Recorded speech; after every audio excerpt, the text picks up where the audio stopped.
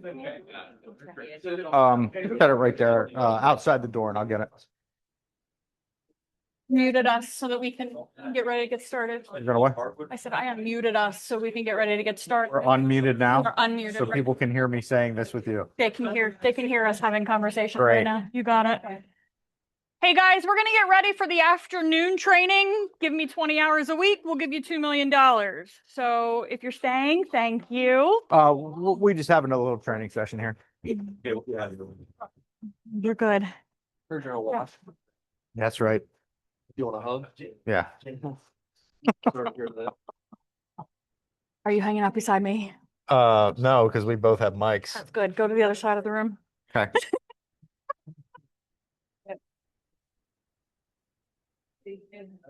I hang out up here. You hang out wherever you want, buddy. So we're going to do things a little different this afternoon for this training. In the past, we've done panels where we've sat on hot seats and we've allowed you guys to fire questions at us and we've answered things, but we feel those get to be a little boring. So we just want to interact, right? We want to be a part of the crowd. We want to talk to you about what we do on a regular basis as agents. Obviously, our days look a little bit different as owners, but as a real estate agent, what we do for our business. And then we want to fire some things off to you guys. We want to know, what do you do? How do you prospect? How do you get your business? What's made you successful? Because the way we learn is from each other, right? We grow, we are able to take our business from one level to the next because of the experience by the people that we surround ourselves with. So we're going to have some fun with it this afternoon.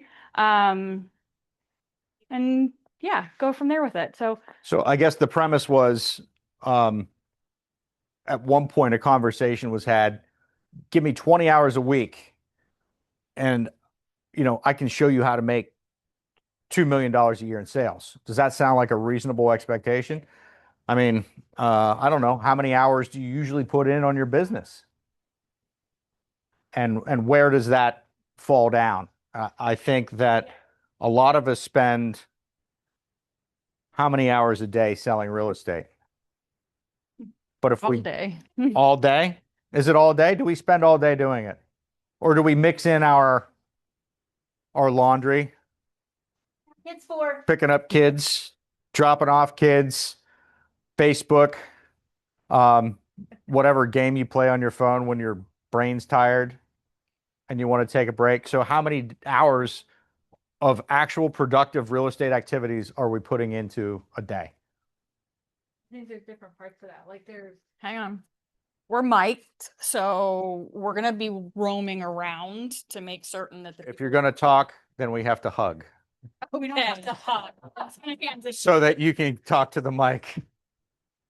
Well, no, hugging anybody. I'm disappointed I don't get a hug, but I think that you have to be realistic and honest with yourself and be able to look in a mirror. There's differences between replying to emails with houses that are under contract and doing admin work versus setting aside dedicated time where you're actively still prospecting. And that's when you get the balance. So many times you get so many places under contract and all your time is spent on those activities that you're forgetting to still be prospecting and still be earning that next business. And that's where we fall into the funks. Now, I think that's absolutely valid. Do any of you struggle finding 20 hours of stuff to do in a week? No. So it would be tough for you to bring down your activity level to 20 hours. How many people in this room don't work on their business every day? And be honest, there's no shame in it. I would say. Okay, so the reality of it is you go through the motions and you do real estate, right? How many of you get up every day and treat it like a 9 to 5? You treat it like a job. You get out of bed, you get dressed, you go to work. Yeah. Some days. And Chris has a different philosophy where he would work wherever he's at. He's on a conference call. He would work 7 to 6 or 7 to 5, 5 days a week. And that was his goal, was to treat it like an actual retail business. And I've done everything I can over the past 5 years to transition to that. So much so that if you call my phone and I don't answer, that's the voicemail. That if I can't pick up, it may be the next business day. I set that expectation. And I've caught some guff on that. I've caught some people say, well, that's kind of lazy. It is what it is. It's cheaper than a divorce, you know? So I want to touch base on what Brittany said, because I feel like agents all the time, like we use the word that we're busy, right? We're busy. If you would keep track of the time that you spend being busy, you will find that what you're doing is you are maintaining the deals that you have under contract, right? And then just sort of fooling around, looking on Bright maybe, and then closing it and walking away. What I want to encourage everybody to do, because this is what moves the needle. And sometimes people, you have to have so many conversations. We can't get around talking to people. We just can't.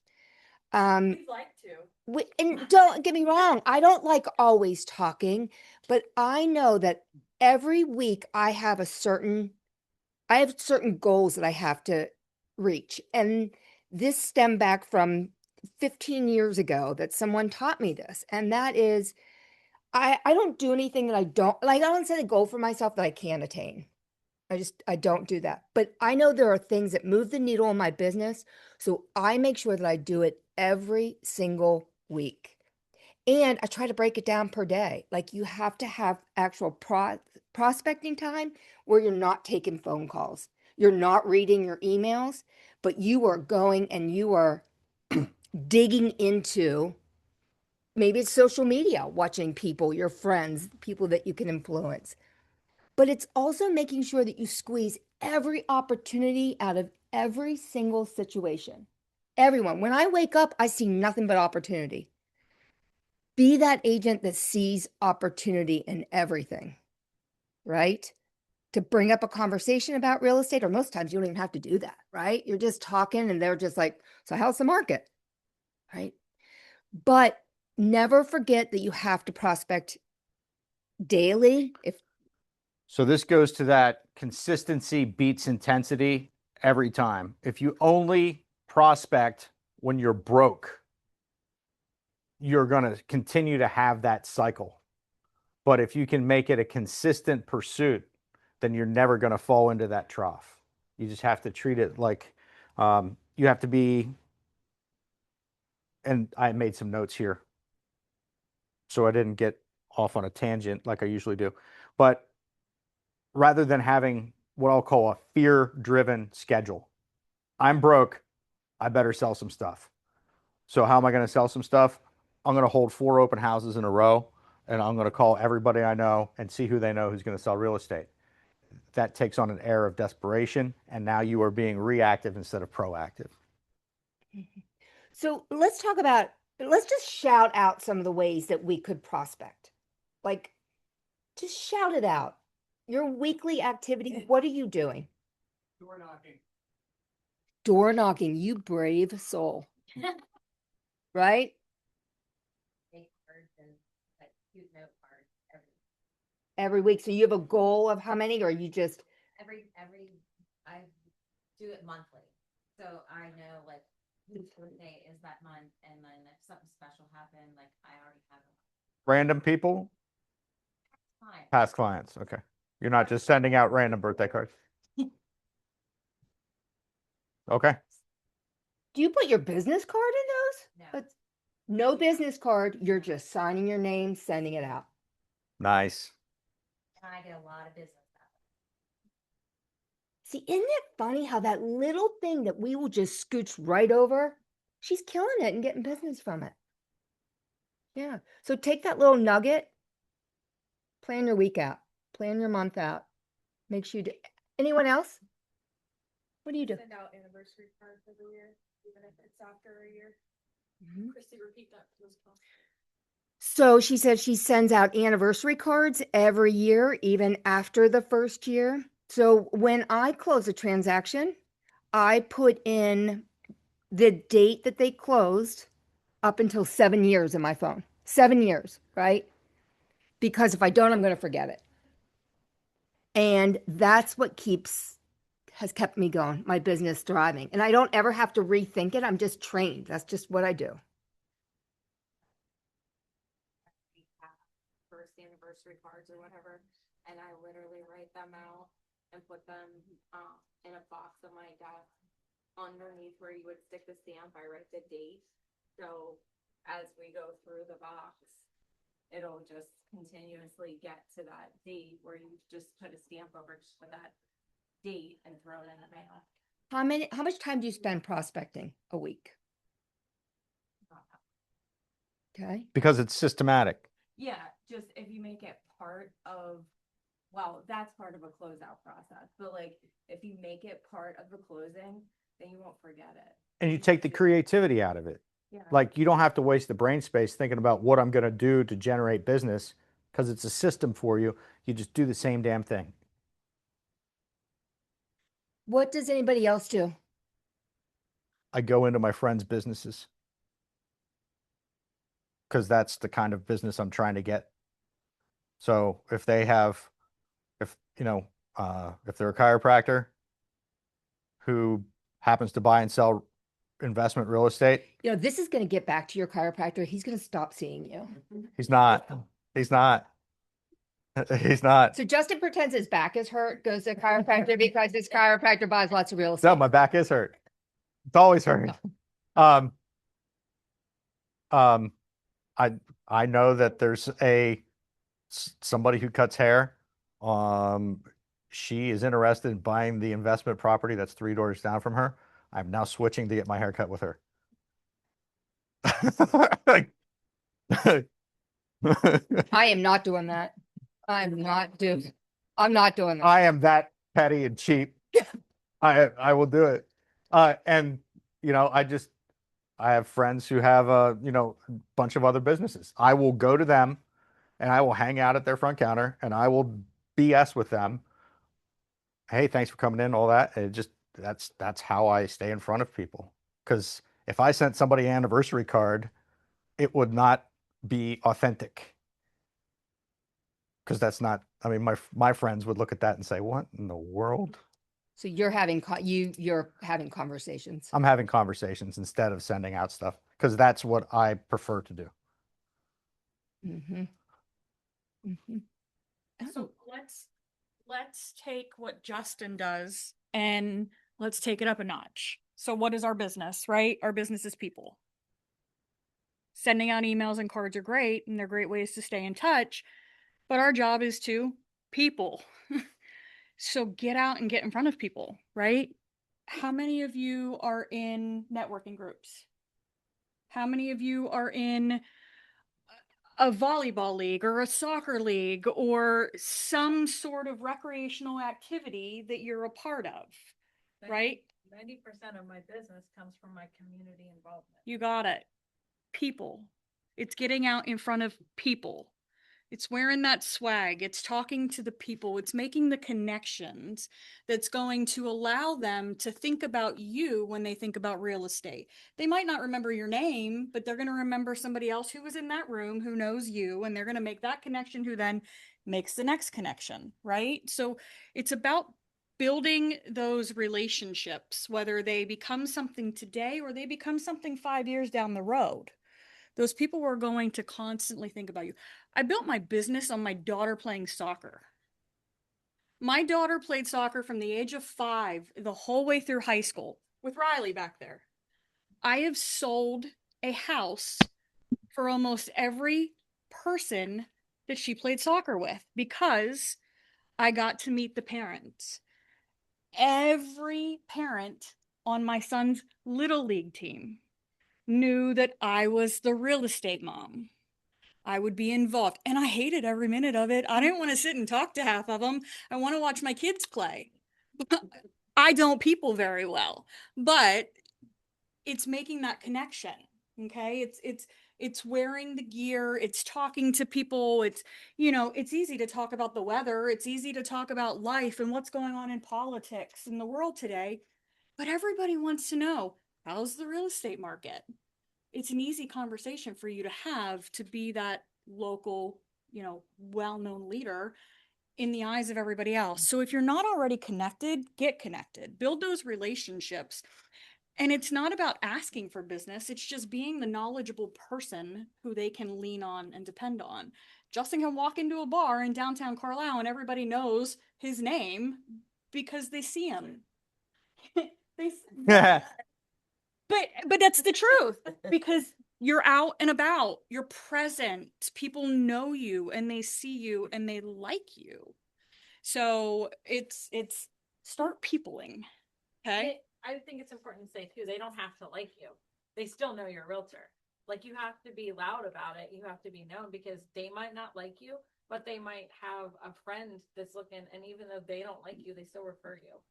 They don't have to like you. Just be loud. Just be loud. About some of the fears, like I know there's probably people in this room that don't prospect every week, right? If you're not prospecting every day, right? Or you're prospecting during the week, maybe some of us don't do it. And when you realize that you're not doing it, like what's a fear?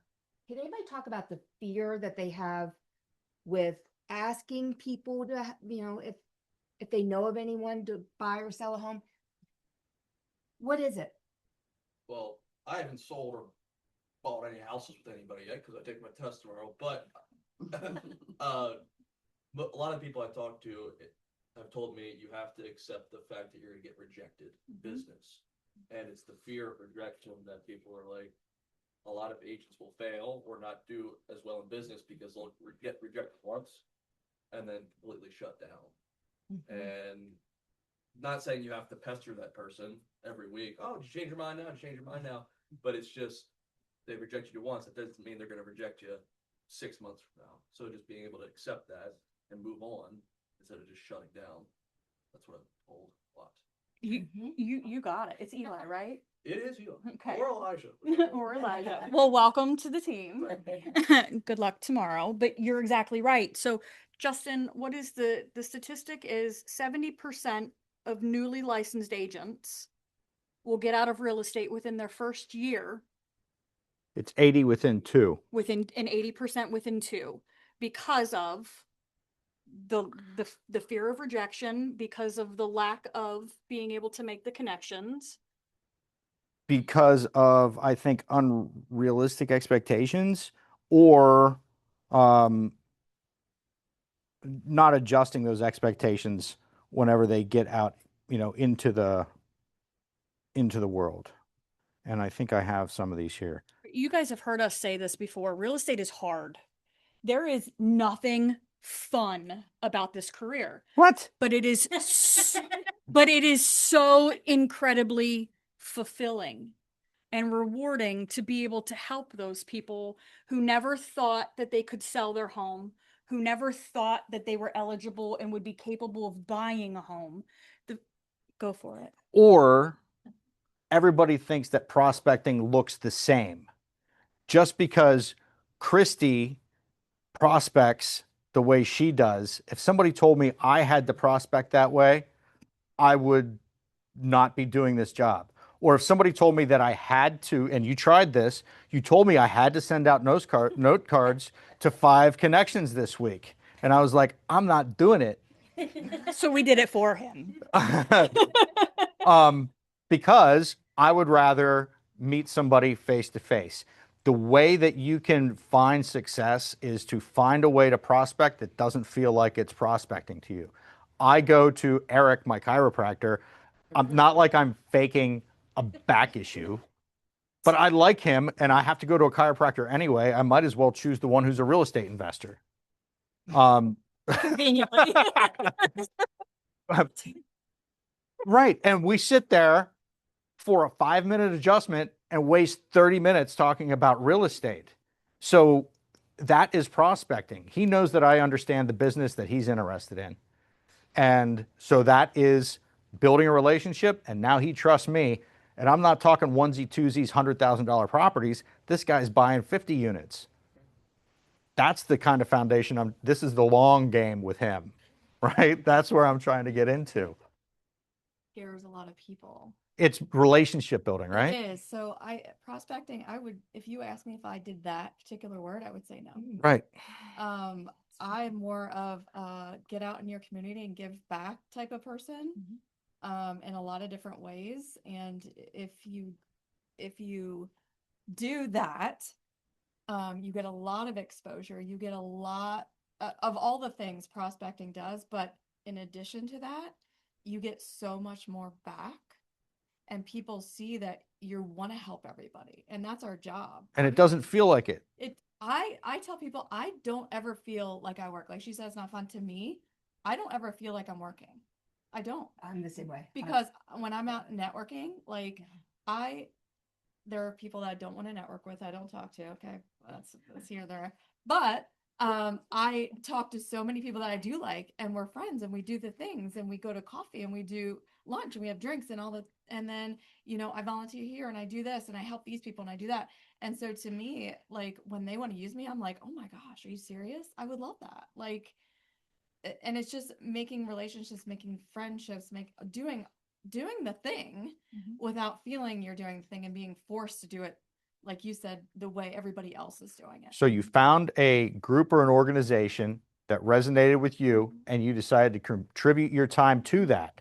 And because you were authentically giving of yourself and your time Yes. to that group of people, you started to find alignment with them.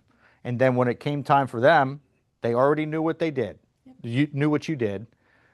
They already liked you and trusted you. Yes. So it was a real easy transition. That's the same thing that you were talking about. And like she said, they tell all their people. So if somebody comes to them, who do you know? It's going to be me. Yeah. now Because that's not a overnight transformation. that takes years. Yes. But you actually have to do it. That's the thing. Yeah.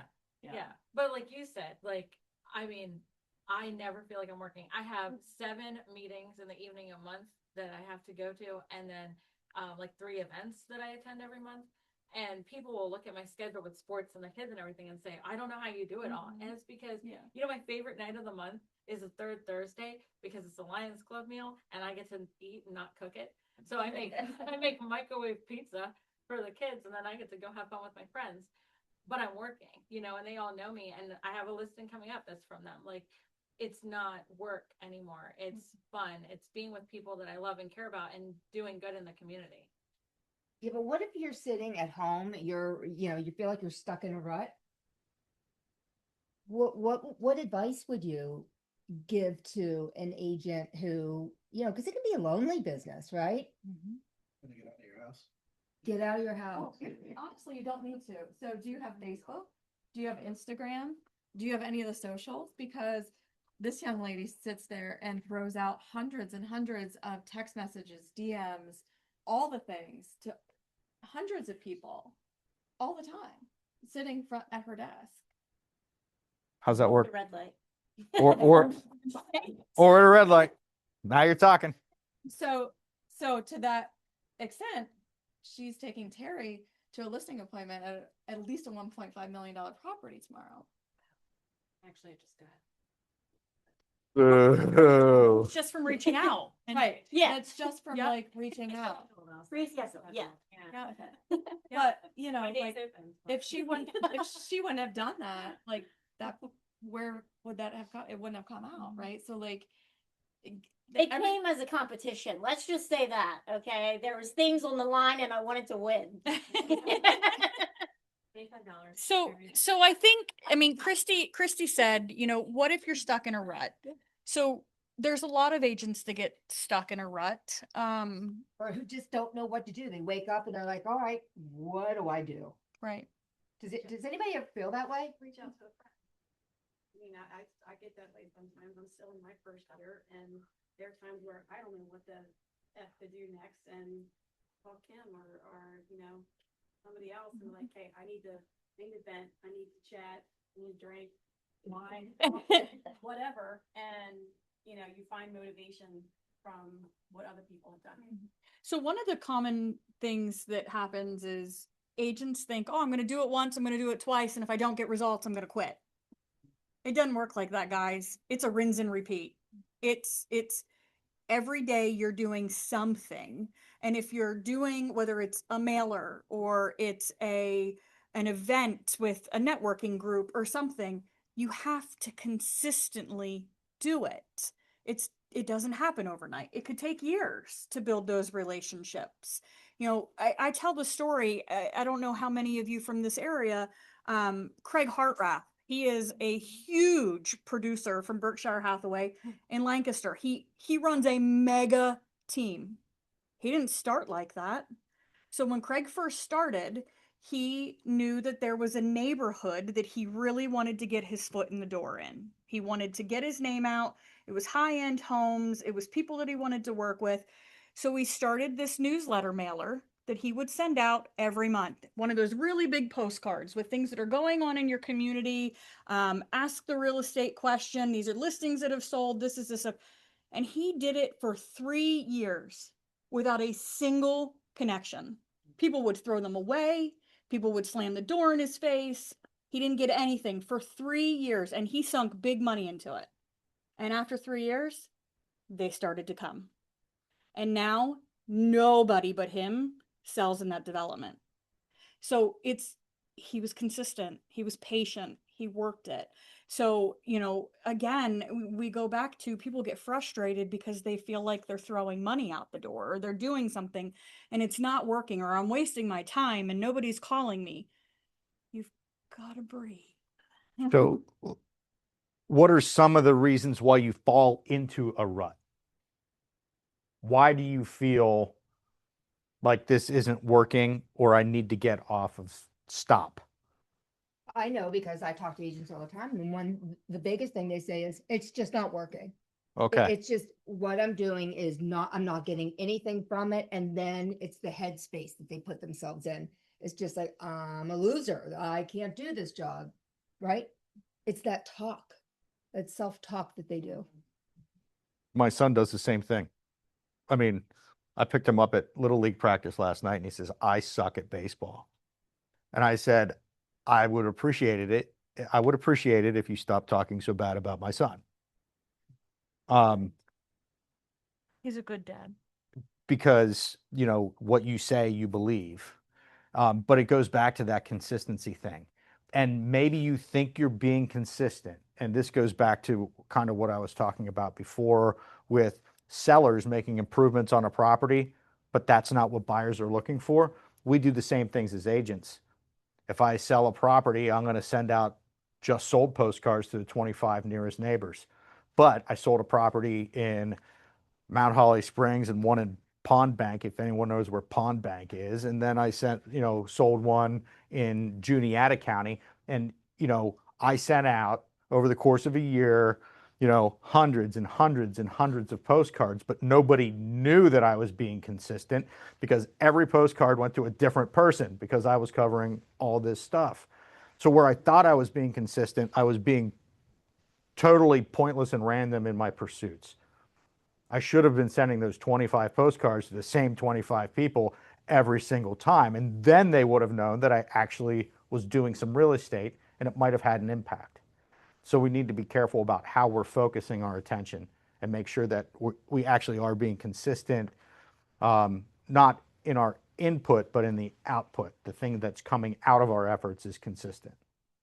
One thing that I've done since I first got in the business, like I was probably in the business like a month and I went to like a Brian Buffini thing and he had said about like the Popeyes because he's real big for the Popeyes.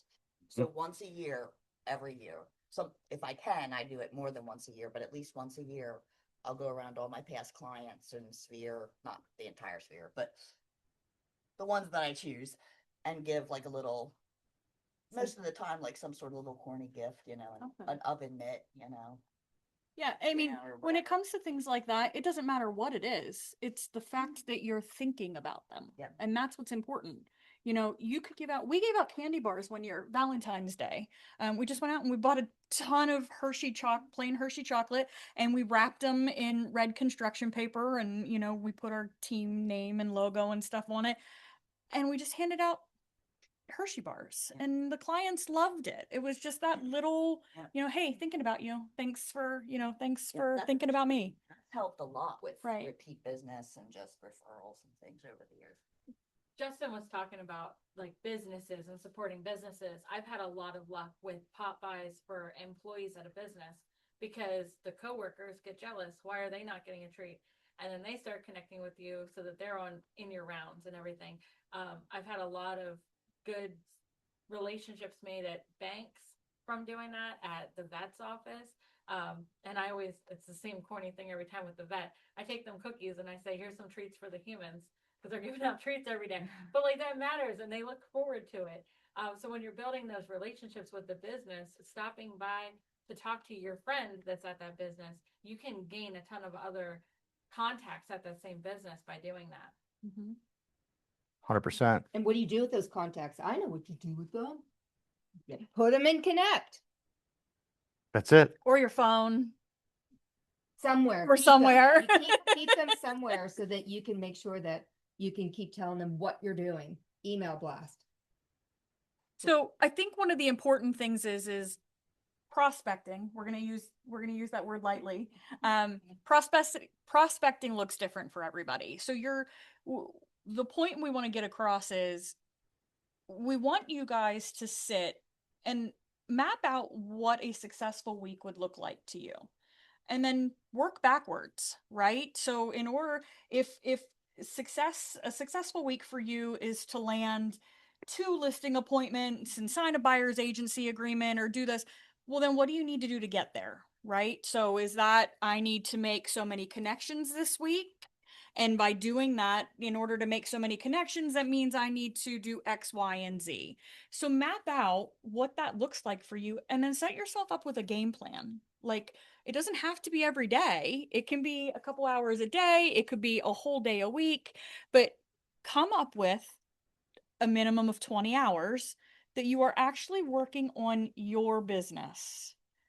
And then start to stay consistent with that, right? If you carry it over, when I got into things, and I know you guys, most of you have heard me say this before, one of the things that I used to do is before I would leave the office every day, I had a phone book, and on my desk, I had to call every person on one page of that phone book. No.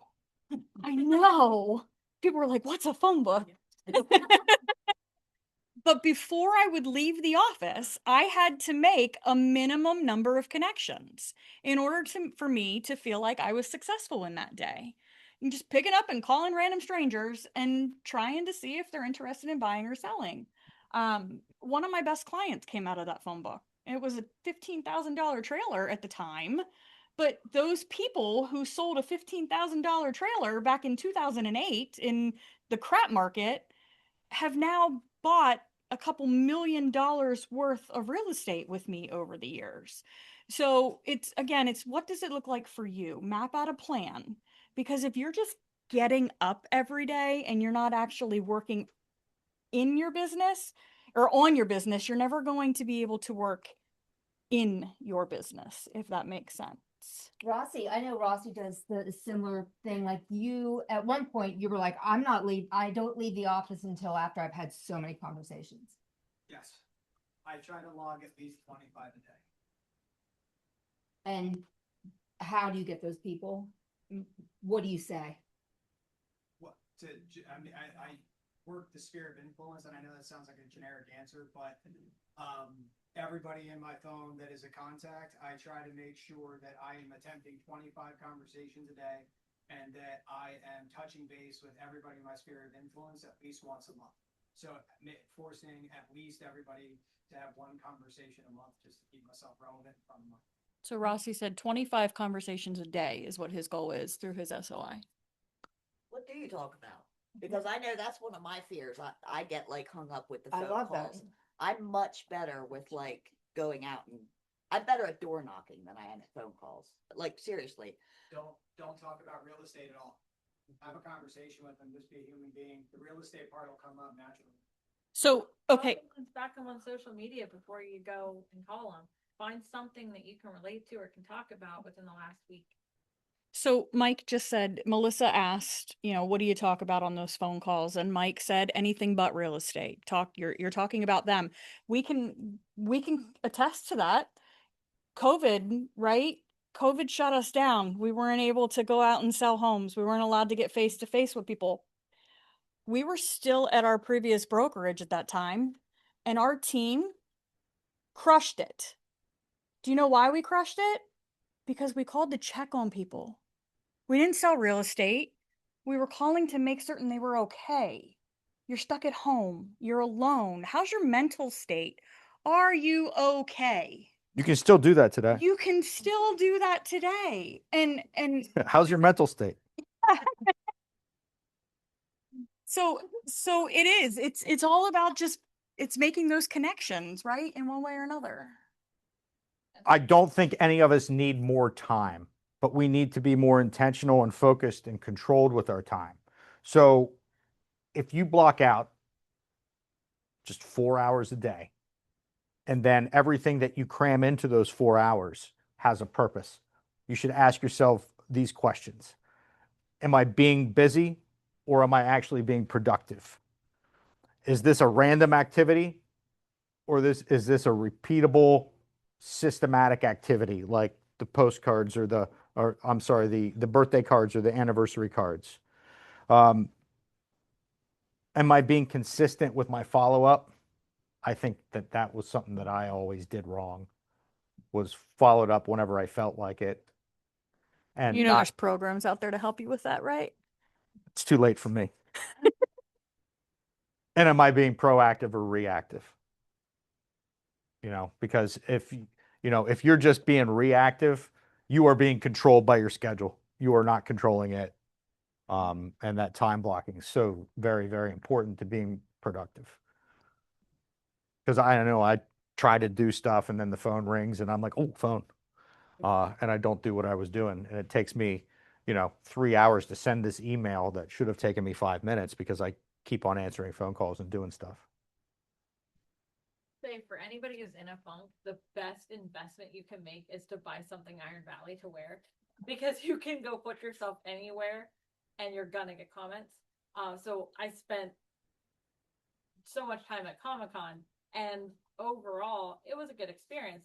But the biggest thing that I got out of that is that just the brand name being on that banner got everybody's attention. Really? Yeah. Like literally people were like taking a picture of it to send to Mike Chan, they're like, oh, we used him. And I got like a conversation about Terry Myers. I got a conversation about Heather Leidy. So like that recognition of the brand is super big. And I got my license at Iron Valley way back when everybody made the comments, who's that? I don't know what that company is. So to see that growth, like we're in a company where there is serious brand recognition. And I go to an event, it's a meat raffle, right? Nothing crazy. I wear my hat like he's got on over there. And I'm constantly getting stopped by people who want to talk. And I'm like, I'm trying to work, but just wear that somewhere and you're going to accidentally fall into a conversation. And I have somebody right now who's in a funk, and that person comes to me after a substantial conversation just in general. And it's like, I feel refreshed and motivated just by being able to talk about real estate. So put yourself in a position where somebody random is going to talk to you about it, because it's going to be an energy boost for you. Miri Creative, when we went down for that media training, the way that they put it out is, don't sell the realtor. I'm not selling Mike Rossi realtor. I'm selling Mike, and the fact that I'm a realtor is the commercial to the Mike show. So if you just keep that in mind, just have a human conversation and then let that conversation naturally bring up the real estate. If they're not in the market for something, they're not going to bring it up. But it'll come up in some way, shape, or form that you can identify it just by having a human conversation. Yeah, be unapologetically you. Kyle gets a business, man. He does. He's and he is. He's unapologetically him. I mean, you're absolutely right. It's be yourself. Don't try to be somebody else. There's no reason to do it. So, Rossi, do we have any comments, any questions from the chat at home? Or nothing in the chat, but I did have a question for you guys. Just from something that comes up with mentorship with the new agents. What about the flip side of this whole equation? They're not stuck in a rut, but they're running around like chickens with their heads cut off. What systems do you use to evaluate your time to make sure that it's actually efficiency and not just a hamster running on? That was, those questions I'm asking, is this busy or productive? Is this, am I good busy or bad busy? If it's bad busy, what makes it bad? Is it just a waste of my time, or is this a future investment? Because some people will just waste your time, and then that's probably your fault for not qualifying them properly in advance. So if somebody calls you and you just go out to meet them, but you never bothered to ask them any of the questions that you should be asking them, that might be a bad investment as opposed to a future investment, or investment in future business. So do they have zero intention of buying a house? What do you guys think?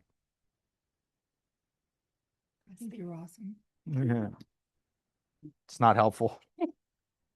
We have heard from Stacy. I don't know if you guys know Stacy Smyers from the New York office. She's sitting back there trying to be invisible. What is some of the tricks and techniques that you've learned over the past 3 years? Here's something I would put it in. Oh, here. Do you want to I take like this? how Jen's put it, because as you're asking, like, I don't have that. I really don't. People think I call like 50 people a day. I don't do that, right? But there are things. So I am involved in a community. That community, I'm gonna say a couple times a week I meet with them. A lot of people, they're in no shape or form to buy houses, and I keep that completely separate. I am very active in my community, but that's a totally different thing. I do text people. I will say that I do I do have conversations, and here's also the thing I was thinking about is I do get in funks, right? And then there's a side of me too where I can be reactive. But I get in funks, and one thing I do, and I just have like this power is just to pull myself out of it, right? So there's like things I do, and I, shared with other people. Like I will everything real estate, man. So I would read books, I would listen to podcasts, something, I think someone mentioned talk to like other people to get me motivated and just push through it. Door knocking, open houses, like I will sell 10 million and still fucking do an open house, man. And like new agents. And this is like, I say new agents, but like I'm still relatively like new too. You know what I mean? So I gotta remember like, and I do have a hard time when I'm busy to like still remembering to stay in contact. So I'm trying to get better with that. Like keep going, with my sphere of influence. But like there's things I was taught early on is like if you target a neighborhood, just look on Bright. If a house just went on the market, whether it's Iron Valley or not, target that neighborhood. And I did that. It costs really no money because you use the brokerage printer and print out a flyer. Like, excuse me?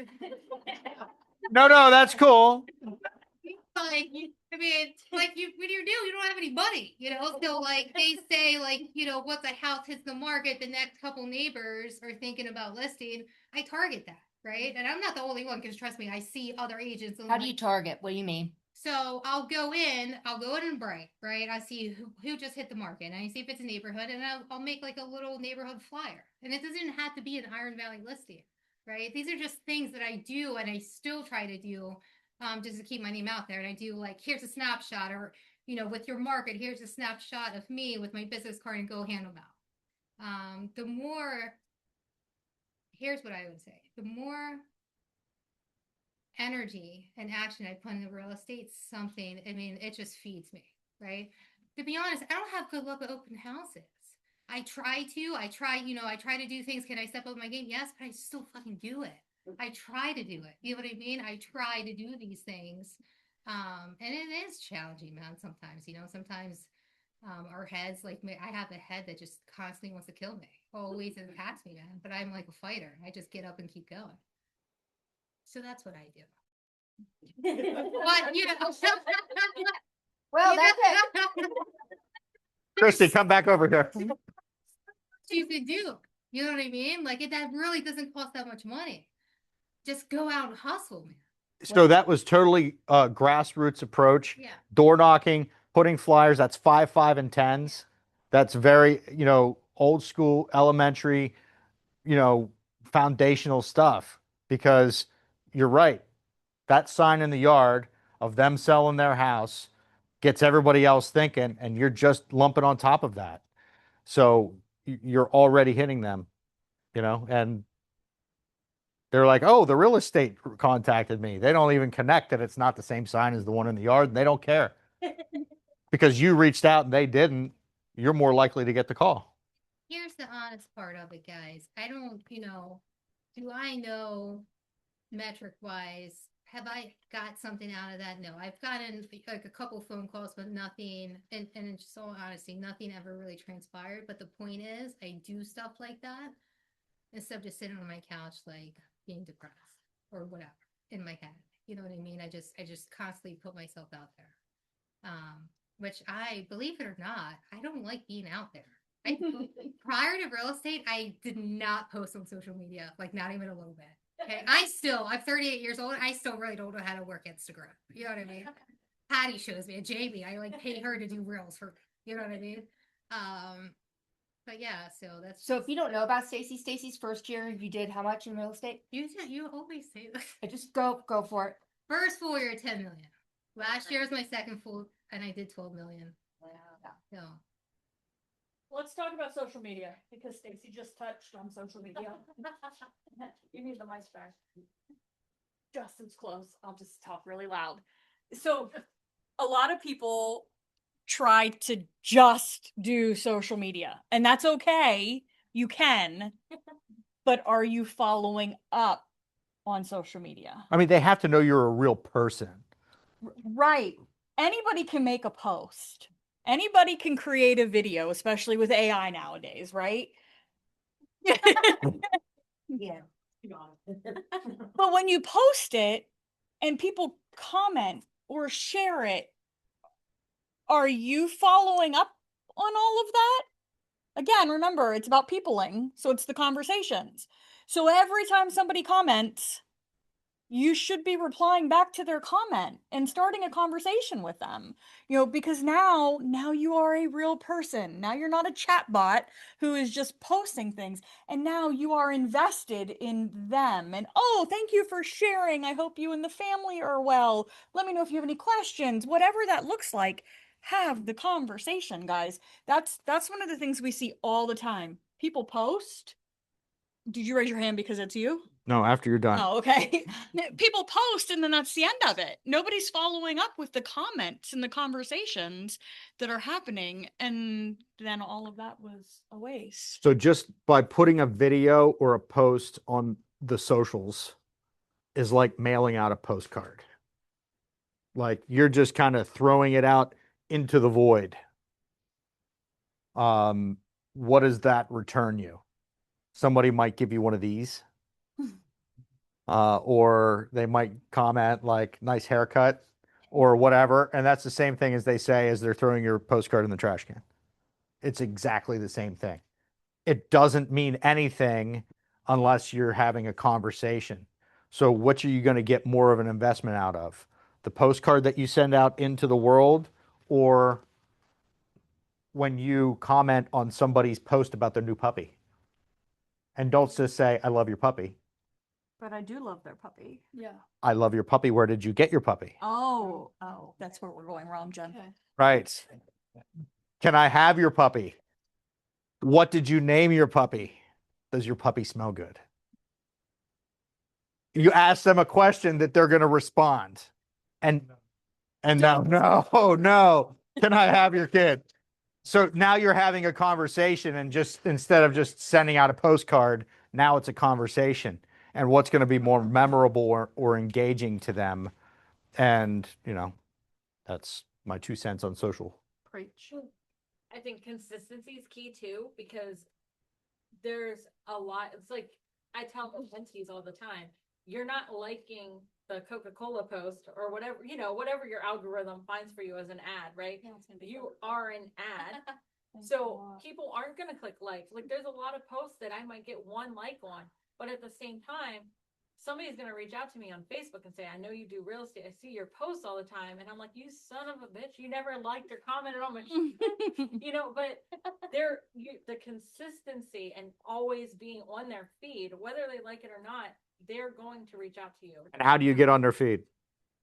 By commenting on their puppy. By commenting on their puppy. That's right.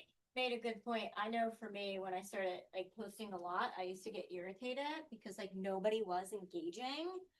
But then I would go to Giant and I would see somebody and they would be like, oh my God, I love your Facebook videos. My daughter's like, you're like famous mom. And I'm like, I know, right? But in my head, I'm thinking it's not working because I'm asking you a question and you're not answering. But then I go somewhere in public and people are like, engage with me and they're like, oh my God, I like that video. I love that video. That was great. And I'm like, oh, it's working. Do you want my house? It's working if you view yourself as a brand, though. Like, you know, whether it's Hershey bars or Coca-Cola or Google or, you know, whatever the company is, you associate them with certain color schemes and with certain feelings. And when you're at the store, you just naturally reach for that. You're not going on and liking their stuff. It just doesn't happen. So when you view your social media as that marketing, you're not going to be like, I mean, some agents are great with their reels and, you know, content, but ultimately you're marketing. So you need to view yourself differently. You're not an influencer necessarily. Some of you are, but you're a brand. So as long as you're consistent, people are going to reach for you when they're shopping. Mm-hmm. One thing that helped me, don't look at your social media as a lead generation tool. Look at your social media as a sphere of influence engagement tool. It's a way to stay front of mind with everybody that knows you. So if a lot of people are like, I don't use social media because it doesn't work for me. Usually those people are mad because they're not getting somebody commenting on your post. Oh wow, you sold that house. Please sell mine too. That's probably never going to happen. But if you use it as a tool to engage your sphere of influence and just keep front of mind by posting these videos, that's how you're going to get business out of social media, not by lead generation. So the other thing that I feel like if you're not opening up Bright every day and looking at the coming soons and what's going active, those are my critical touch points because I personally, I look for all the Carlisle homes, right? And if I know somebody that's in that neighborhood, right, that gives me a chance to reach out to them and be like, did you see that house that just went on the market? Like I use Bright to connect with people that way, which is a great source. Every day it's right in front of you. Better CRM. Check those hot sheets every day. Yeah. And you know, you send client portals to your clients. Why are you not I sending see. it to yourself? You know? Yeah. Anybody else have anything that they want to contribute? Weigh in on, say, go for it. You are I mean, I do super need quiet. it, Hold but- it right up to your mouth. I don't know what the whole is. With this, with the social media aspect of things, I think it's important to not just put real estate. No one gives a shit until they're ready to buy real estate. So sprinkle that in and then tell us who you are. What's cool about you. I don't care about dogs. So the puppy post don't do it for me. Well, there's a whole story behind that, but like that doesn't entertain me. But I've got people from fantasy football nerds that I've sold houses to, like, and connected with people on. So that's what I do. I try to get away from the real estate. Hey, you know, you don't have to put 20% down. Well, Who cares? Yeah. Yeah, that's all I had. Hopefully you guys heard it.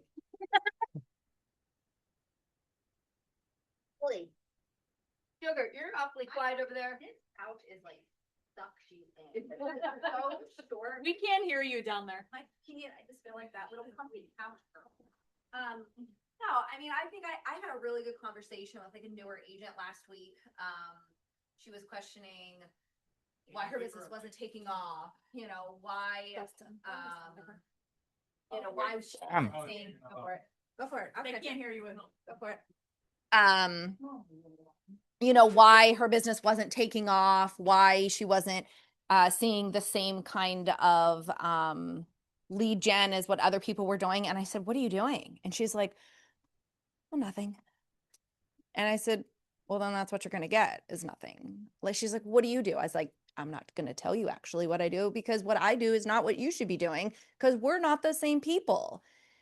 I mean, like, I've told you that a million times. Like, don't follow me. That's dumb. Why would you want to follow me? Like, don't be original. And that's the reason why people want to come to you. That, you know, I have different spheres than she does, and what Terry does and Justin does, except for the chiropractor. Every time I go there, all he talks about is you. So that's annoying. Yeah, I wear Iron Valley. And he's like, oh, you know, Christy. And I'm like, every time I'm here, you tell me about how great Christy is. Yes. So don't go to McCann and or Kleindienst. don't do it. Don't go there. But I mean, I think the key is just to be original. Like, find what works for you. I'm known as a crazy chicken lady, not because that was my plan before. It just is what it is. The amount of chicken reels I get are unreal. And I'm okay with that. That I love to be identified that way. They send them to me. I love it. That chicken's trying to be you.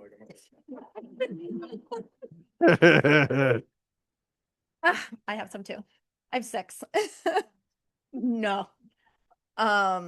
But it's all about like creating your own brand. It's not just creating your own business, but you have an opportunity to create you.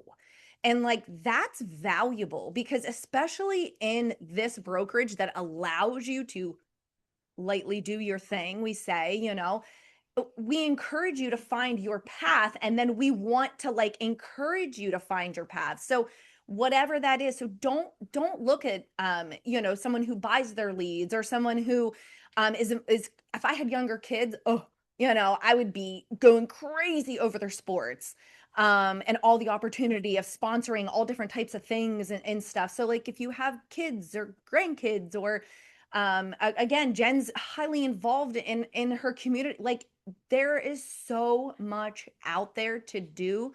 You have to figure out what works best for you. Don't compare yourself to anybody else, because it's just not going to work. Like, you're going to fail. So let me pick your brain about the brand development thing. You said you did not intentionally set out to be the crazy chicken lady.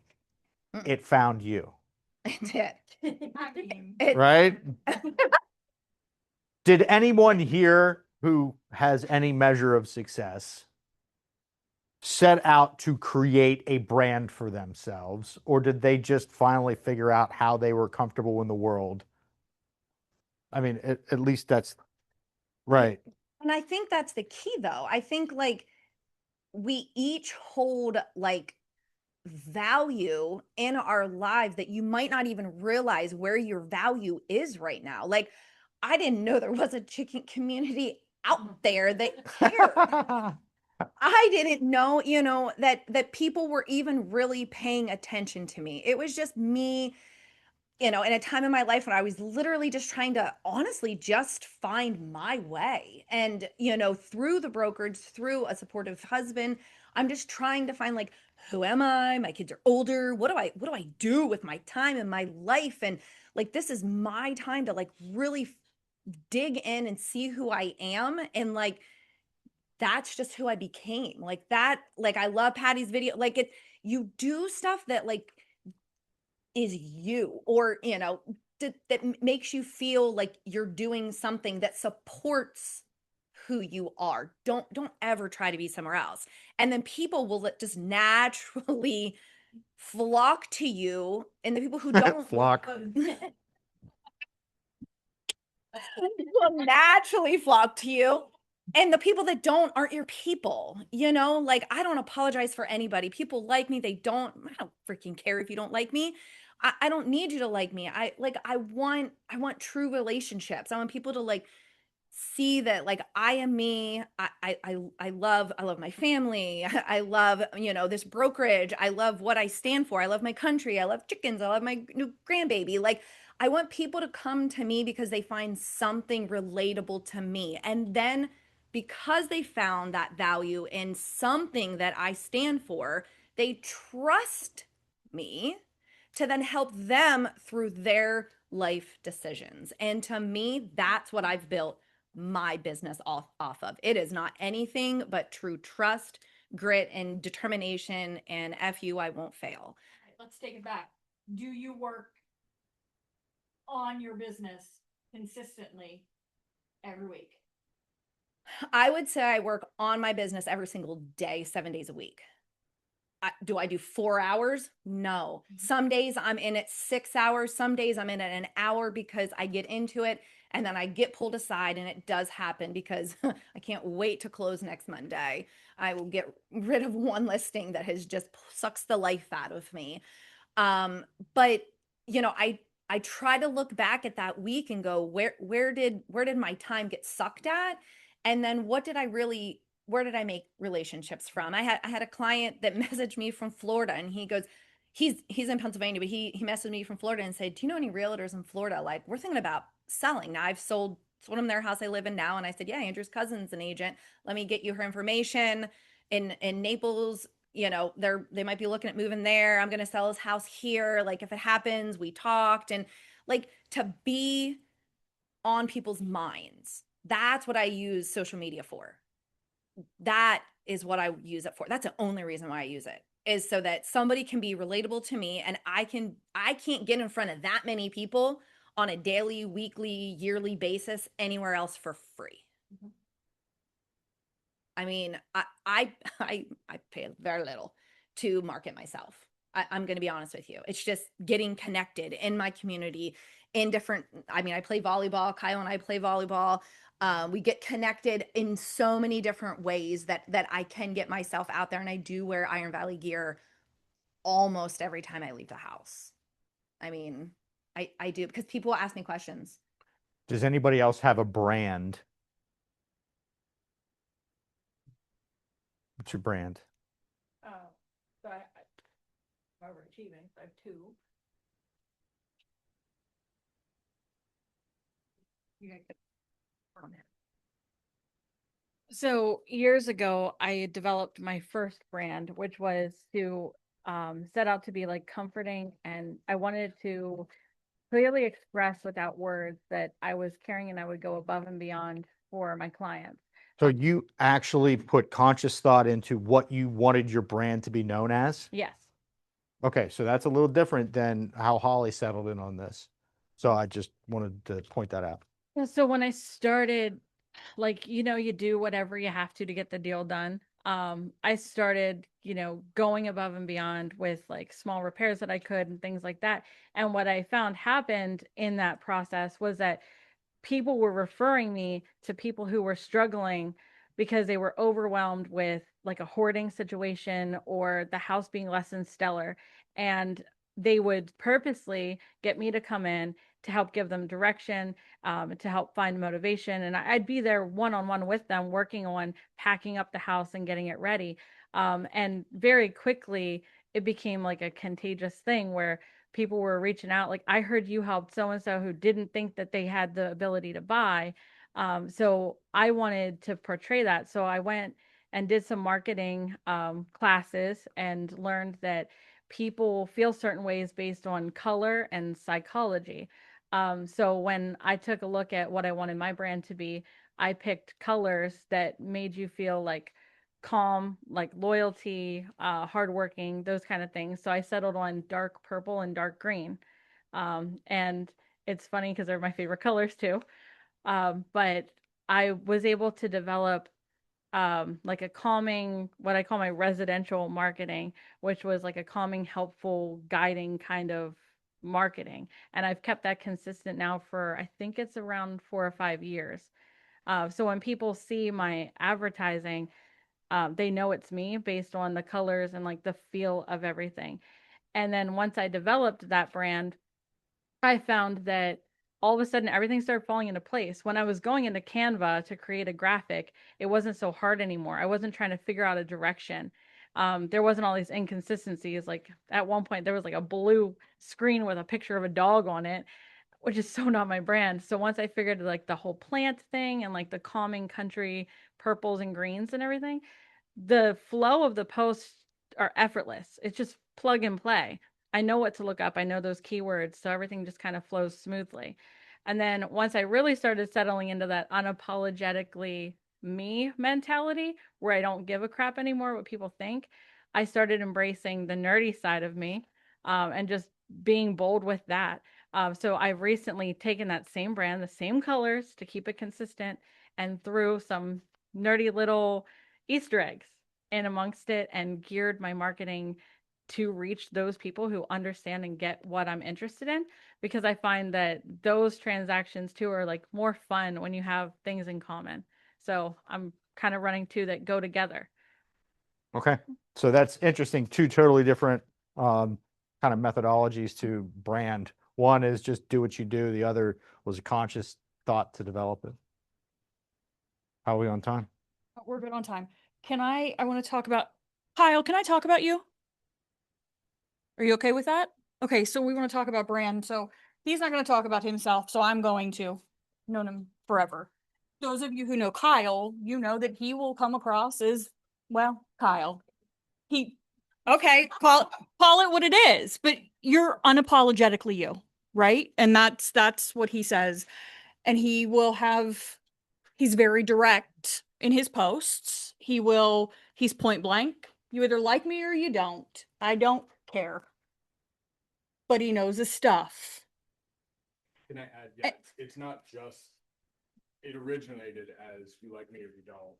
And if you don't, I would kind of go out of my way to make sure you never did. It turned to you like me or you don't, but I know what I'm doing. And the separation is between me and every other agent that you see out there. Because most of you go the direction of I'm really, really nice and I know what I'm doing. And I say, hey, I'm not always nice, but I know what I'm doing. That's the main separation. And so then to piggyback off of that, he has a following. And on top of that, he's extremely involved in the community. And people in Carlisle know him because of his involvement in the community and will go to him for things, community events, what's going on in Carlisle, how do I become a part of this? So it allows him to be him, but he's become and it's continuing to grow. He's got a following of people who will just go to Kyle to say what's going on in Carlisle, and then it flips to what's going on in real estate. And he had an awesome freaking year last year from things that just making those connections with people who have gotten to know him from the things that he does, the things that he says, and the way he is just him. That's it. I mean, it might not be a brand, but it's Kyle. Take him or leave him, right? You don't have to like him, but he knows his shit. And that's it. You were going to say something.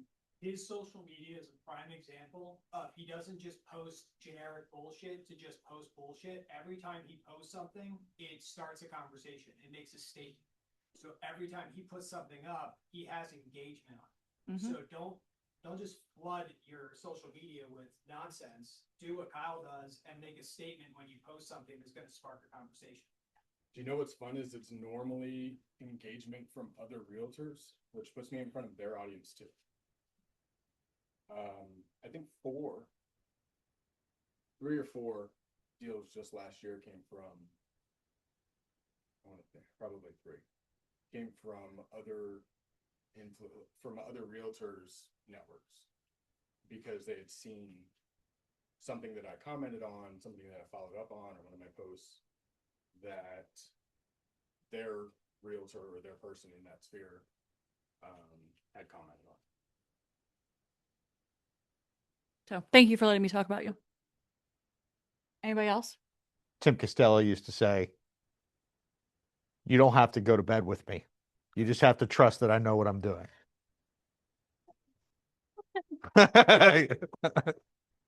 So, And for anybody who doesn't know who Tim Costello is, he's one of the owners of one of the largest Remax. yeah, companies. Remax First Advantage. So Yeah. okay.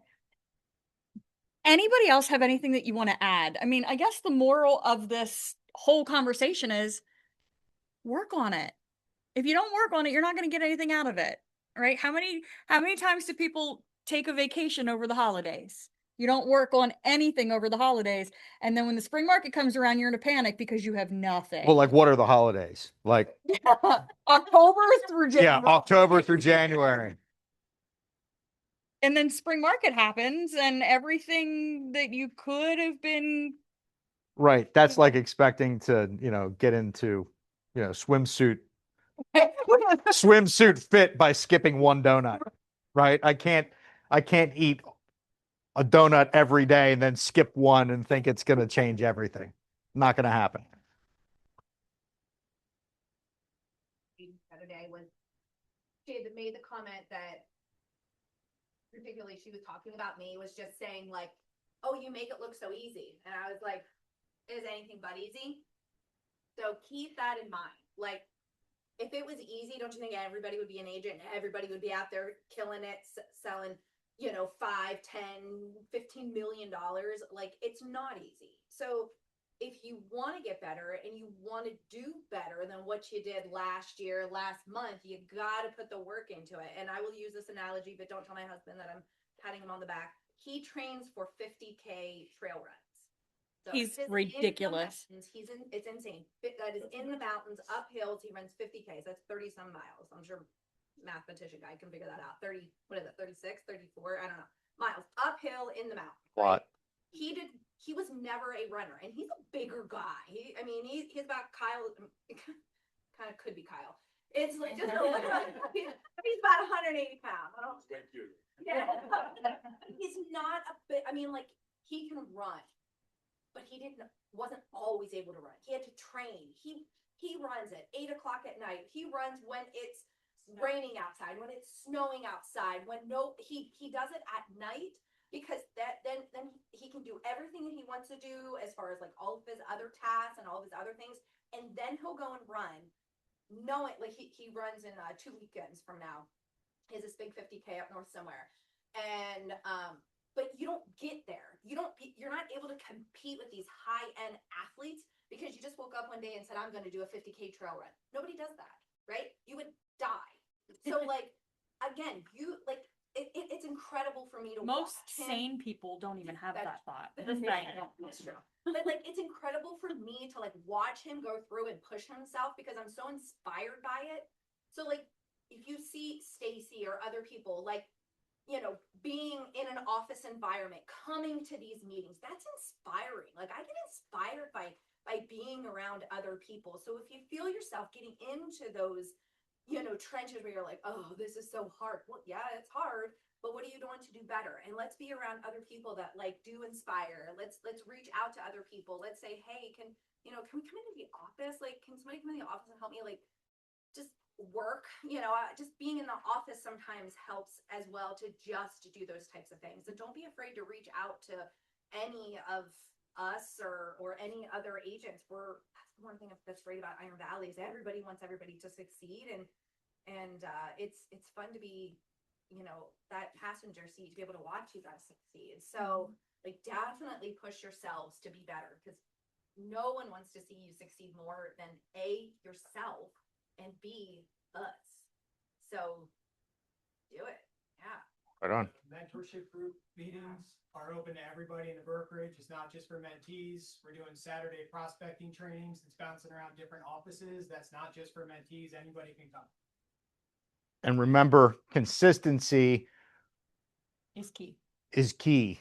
And you ask one of these top producers in the room, solid producers, people that have been doing it year after year, and they'll be like, well, what's your system? Be like, I don't have a system. I just wake up and do it. They've got a system. They just don't know they have a system because they're probably ADD. They do have a system. They just don't know it. They're doing what works for them. You have anything you want to add? Is that a lie? No. Saw a lot of heads nodding up and down. Say the magic is right here today, right? Every person around you here right now. We're all pulling for each other. Don't work alone. Come into the office for sure. And you can do this. You just need to put in the time and grit, and it'll happen. It will happen. That's it. Anything else? Anything from home? No? Bye, everybody. Go sell a house.